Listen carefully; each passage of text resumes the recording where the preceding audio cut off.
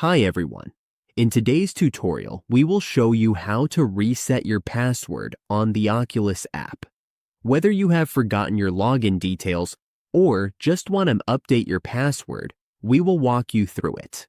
Open your Oculus or Meta Horizon app and tap the login button. From there, tap Forgot Password to go to the password recovery page. This is where you can reset your password. All you need to do is enter your email address.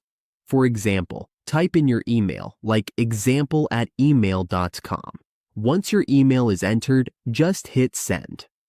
A confirmation email will be sent to you so you can complete the reset. We will guide you through the full recovery process, including email verification and setting a new secure password so you can get back into your account quickly. Follow these simple steps, and you will be back in your Oculus or Meta account in no time.